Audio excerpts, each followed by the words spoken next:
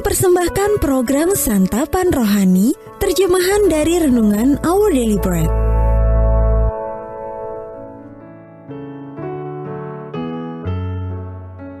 Sahabat ODB, pembacaan Alkitab hari ini terambil dari Galatia pasal yang kelima, ayat yang ke-22 sampai dengan ayat yang ke-26. Galatia pasal yang kelima, ayat yang ke-22 sampai dengan ayat yang ke-26.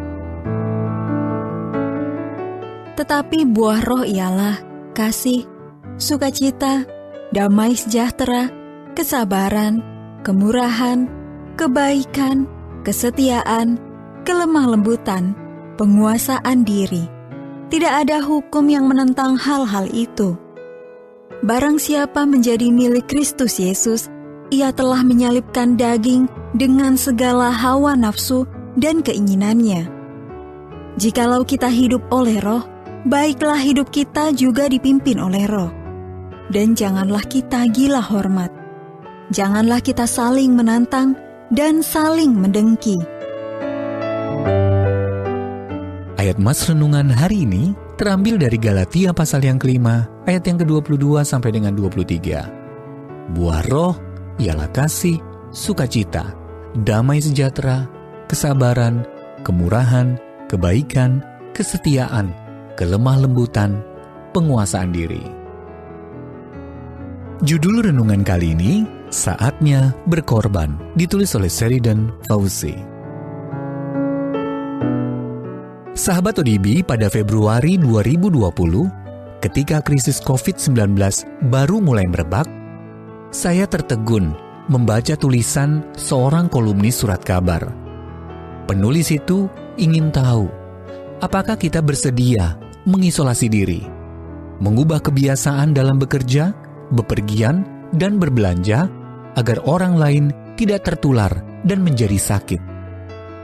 Yang diuji di sini tidak hanya sumber daya kesehatan masyarakat, tulisnya, tetapi juga kerelaan diri kita untuk mendahulukan orang lain. Tiba-tiba saja, kebajikan menjadi kebutuhan yang dicari di mana-mana.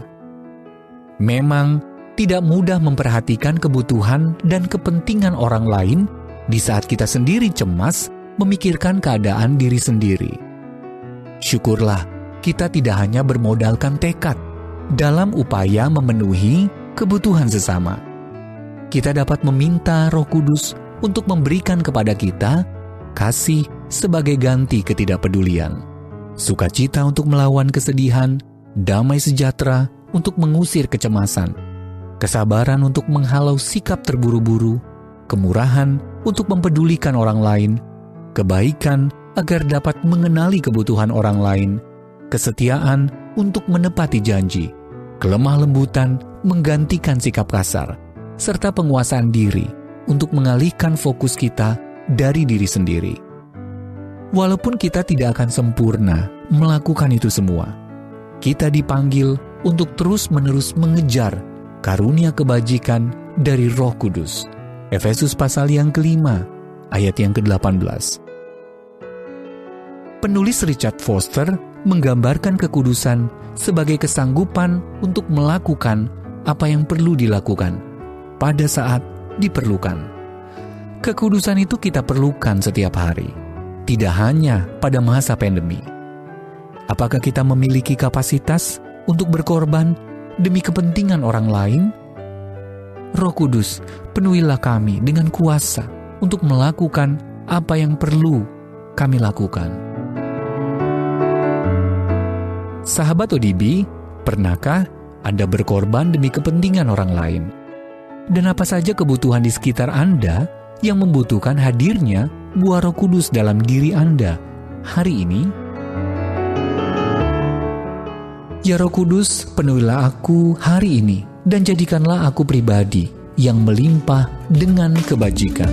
Our Daily Bread Ministries, wartakan firman pada dunia. Apakah Anda berminat mendapatkan buku renungan ini dalam bahasa Indonesia, Inggris, atau Mandarin? Atau Anda rindu mendukung pelayanan ini?